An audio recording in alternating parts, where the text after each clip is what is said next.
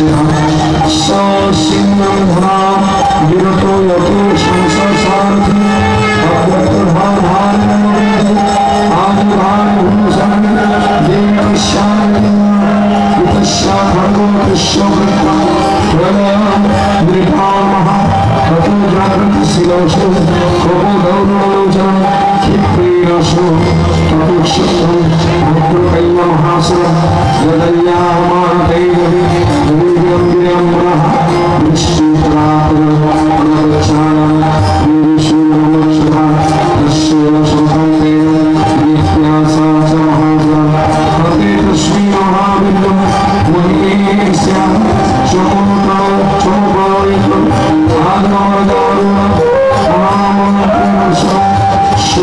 शक्ति मनोशक्ति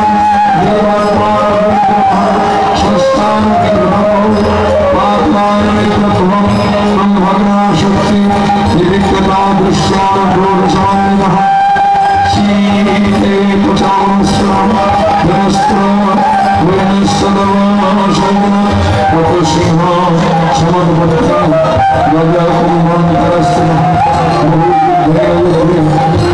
जगतेर माध्योगी जानो ना दाता अनुगता कृपा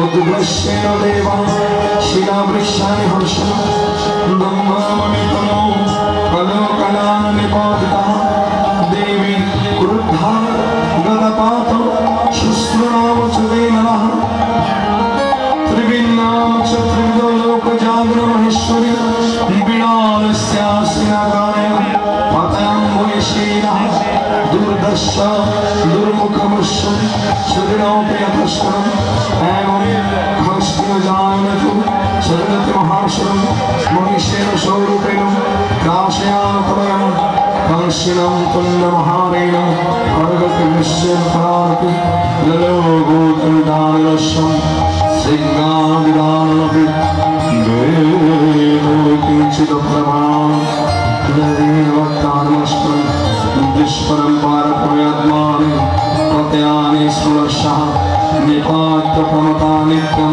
पदनामदन्विता सिंहस्थ महादेवं गोपत्रेण तुत्वमा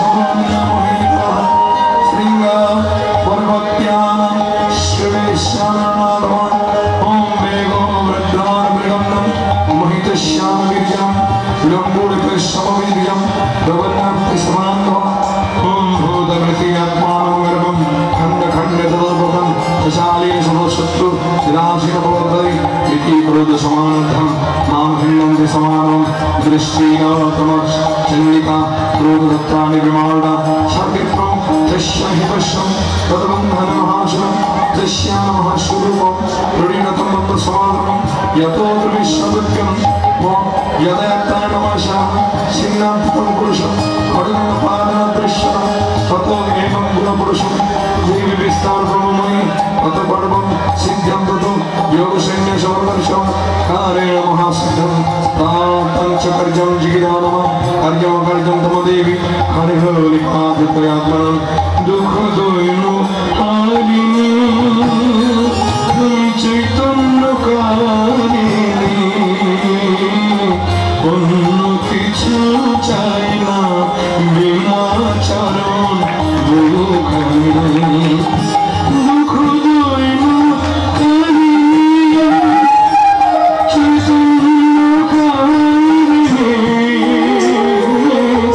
অন্য কিছু চাই না চরণ দুখানি প্রেম সরজে সাজব পদ বাসনা আমার মনে প্রেম সরজে সাজব পদ বাসনা মনে মনে একবার বিরাট জগমা হৃদয় কমলা সরে একবার বিরাট জগমা হৃদয় কমলা সরে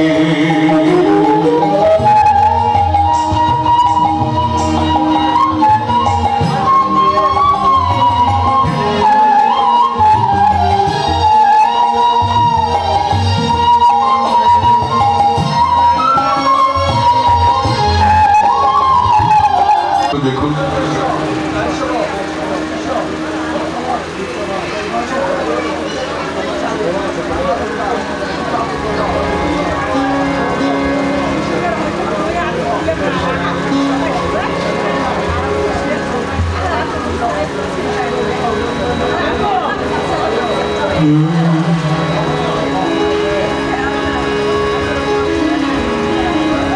ভুলো না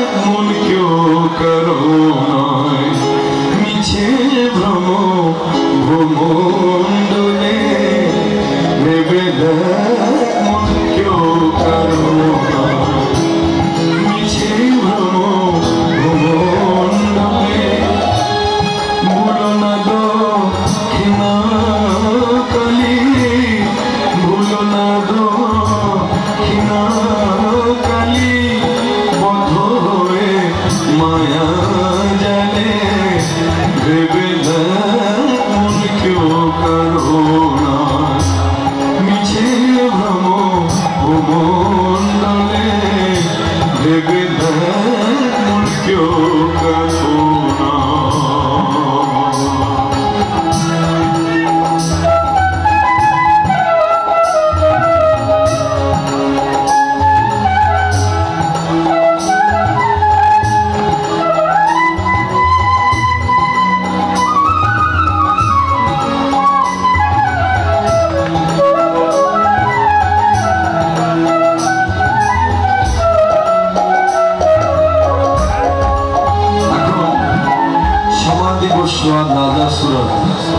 দুজন দুঃখে কাতর হয়ে একজন আরেকজনকে বলছে, ভাই পৃথিবীতে কেউ কারো নয়, তুমি তোমার পরিবারের জন্য সারা জীবন দেশে দেশে ঘুরে ঘুরে বাণিজ্য করেছ, কিন্তু শেষ পর্যন্ত তোমার ছেলেরা, তোমার স্ত্রী তোমাকে পরিত্যাগ করে দিয়েছে, কারণ তুমি বুড়ো হয়ে গেছো।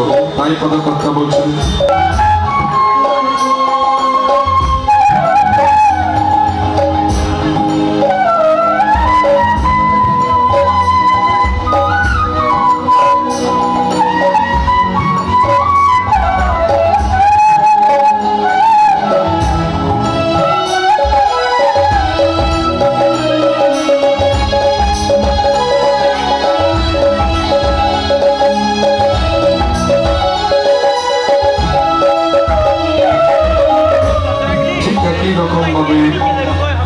রাজা সুরত বলছে,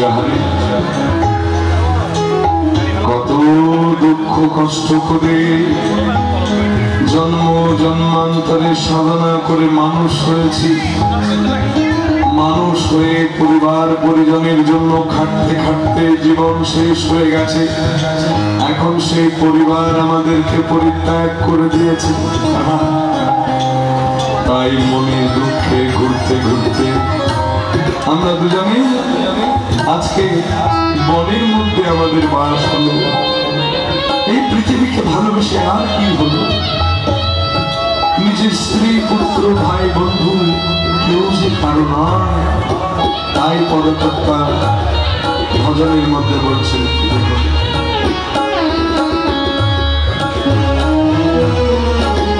যার জন্য মরো ভেবে সে কি তোমার সঙ্গে যাবে, যার জন্য মরো ভেবে সে কি তোমার সঙ্গে যাবে, সে প্রেয়সী দেবে ছাড়া, সে প্রেয়সী দেবে ছাড়া অমঙ্গল হবে মনে, দেবে মন কেউ করবো না।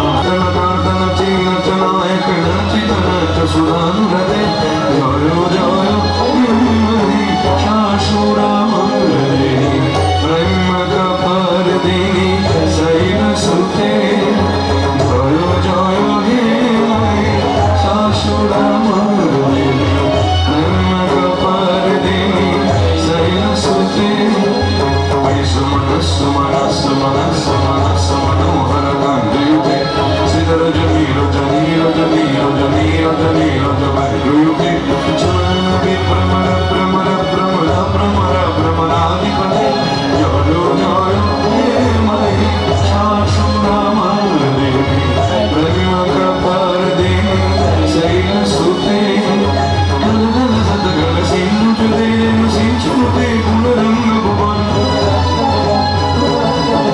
গল গল সদ গল সিন্ধু জলে দিল সিন্ধুতে গুণ রঙ্গ ভুবন, গুণ রঙ্গ ভুবন, গুণ রঙ্গ ভুবন। যত সঙ্গীন সতী করে কুম্ভ কটি করে কুম্ভ সুখানু ভবন, সুখানু ভবন, সুখানু ভবন। যত সঙ্গীন সতী করে কুম্ভ কটি করে কুম্ভ সুখানু ভবন, সুখানু ভবন, সুখানু ভবন। তব চরণং করণং করবাণি তামর বাণি নিবাসি শিবম, তব চরণং করণং করবাণি তামর বাণি নিবাসি শিবম, জয় জয় হে মাই শাশুরা মঙ্গলে প্রেম কপার দিনী শৈল সুতে, জয় জয় হে মাই শাশুরা মঙ্গলে প্রেম কপার দিনী শৈল সুতে।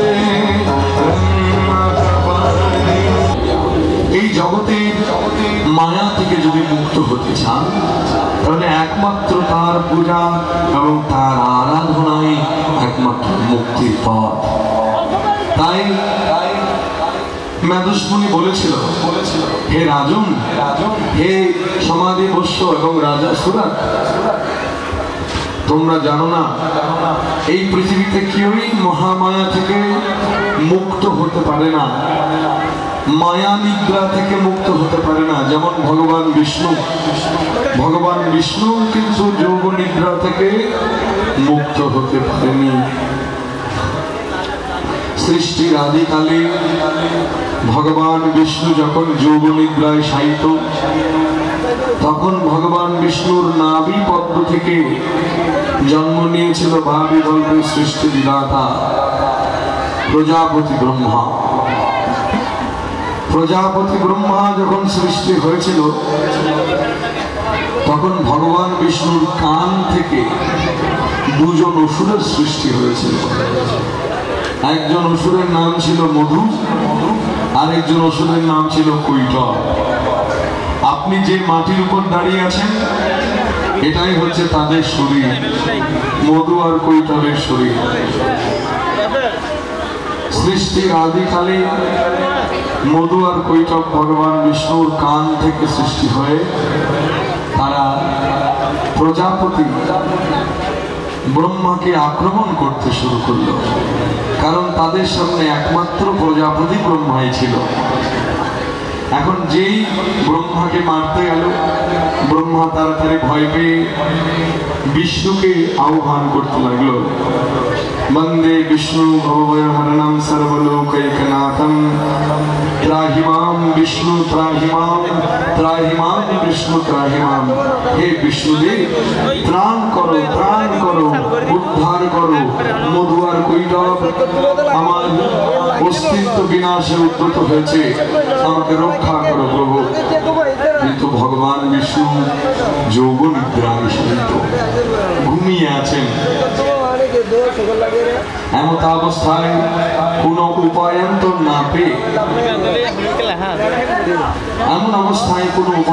না পেয়ে ব্রহ্মদেব মনে মনে চিন্তা করতে লাগলো, না সতোহম না সতোহম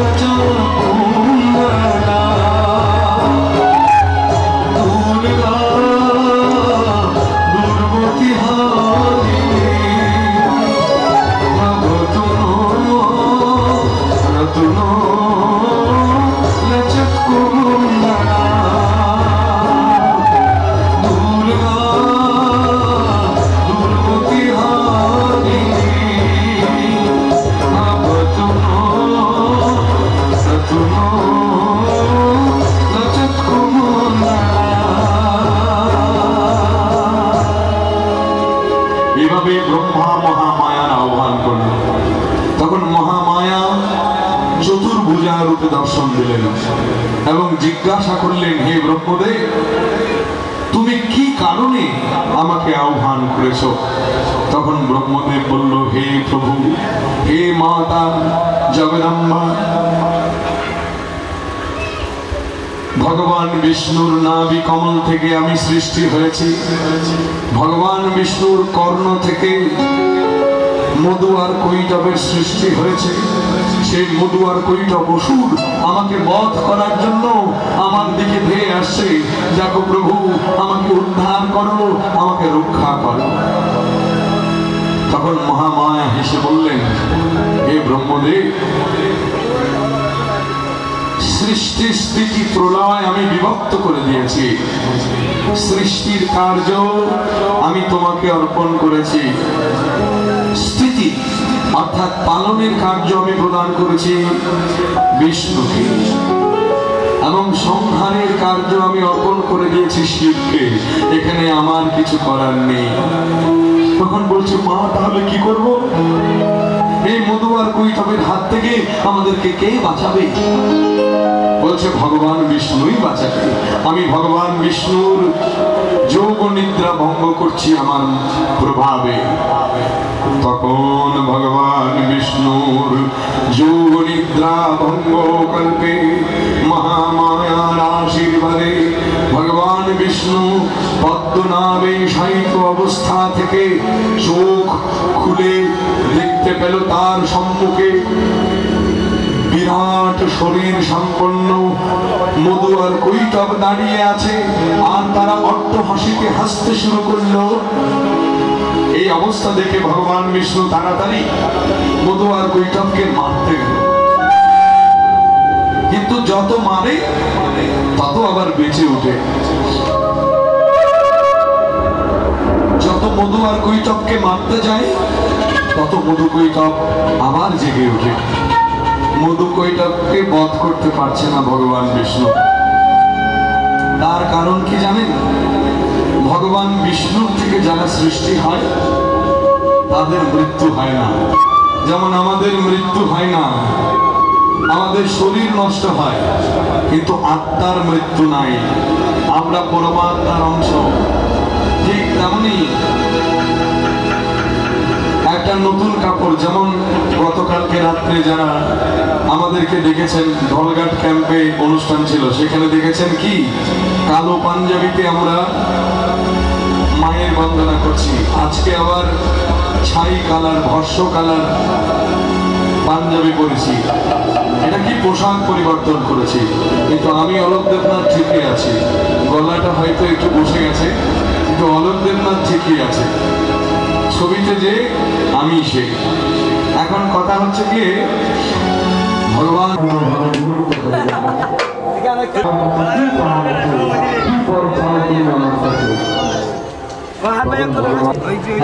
বিষ্ণুকে বর না দেয়,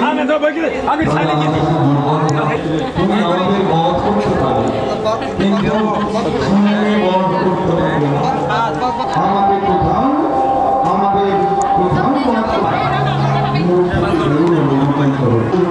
ধারণ করে তার সহস্র আকার লাভ করে তার হাতে সেই মাটিতে সেই নদীতে কার্য স্থাপন আর স্ত্রীর নাম কি? ব্রহ্মার একদিনে সৃষ্টি শুরু হয়, ব্রহ্মার একদিন শেষ হওয়ার সাথে সাথে সৃষ্টি শেষ হয়। ব্রহ্মার একদিনের মধ্যে 994টি সত্যযুগের নির্মাণ হয়। 994টি ত্রেতা, 994 দাপর, 994 কলি। আর এক একটা সত্যযুগের বয়স কত জানেন? এক একটা যুগের বয়স কত? যেমন সত্যযুগের বয়স হচ্ছে 17,28,000 বছর। এটা মানুষের গণনায়। ত্রেতা যুগের আবিষ্কার হচ্ছে 12,96,000 বছর। দাপর যুগের বয়সকাল 8,64,000 বছর। কলি যুগের আয়ুষ্কাল 4,32,000 বছর। ব্রহ্মার একদিন মানে আমাদের মানুষের ক্যালেন্ডারের গণনায় কতদিন? দেখো, মানুষের গণনায় 429,40,80,000 বছরে হয় ব্রহ্মার একদিন। আর একদিন এক একজন মনু পৃথিবীতে আসেন, এক একজন মনু পৃথিবী শাসন করে। যেমন প্রথম মনু, যিনি প্রথম সৃষ্টির প্রথম কল্পের প্রথম মনু ছিল, তার নাম ছিল স্বয়ম্ভু। দ্বিতীয় মনু যিনি ছিলেন তার নাম ছিল সরচিস। তৃতীয় মনু ছিল ঔত্তম। চতুর্থ মনু ছিল তামস। পঞ্চম মনু ছিল রৈবত। ষষ্ঠ মনু ছিল চক্ষুষ। সপ্তম মনু হচ্ছে বিবস্বান। অষ্টম মনু হচ্ছে সাবর্ণী। নবম মনুর নাম হচ্ছে দক্ষ সাবর্ণী। 11 নম্বর মনুর নাম হচ্ছে রুদ্র সাবর্ণী। 12 নম্বর মনুর নাম হচ্ছে ধর্ম সাবর্ণী। 13 নম্বর মনুর নাম হচ্ছে দেব সাবর্ণী এবং 14 নম্বর মনুর নাম হচ্ছে ইন্দ্র সাবর্ণী। এখন আমরা 7 নম্বর মনুর যুগে অবস্থান করি, অর্থাৎ রৈবতের সময়ে। কিন্তু আমাদের এই বোয়ালখালীর মাদসমণির আশ্রমে সমাধি বস্য আর রাজা সুরত কিন্তু বিবস্বাদ মনু যিনি ছিলেন তার বংশেরই রাজা ছিলেন।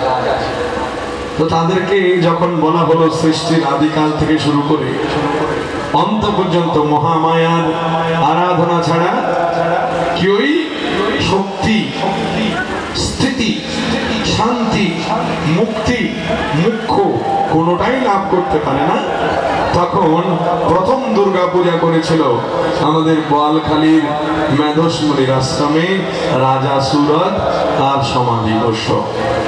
এখনো সেই মন্দির আমাদের পাশেই আছে।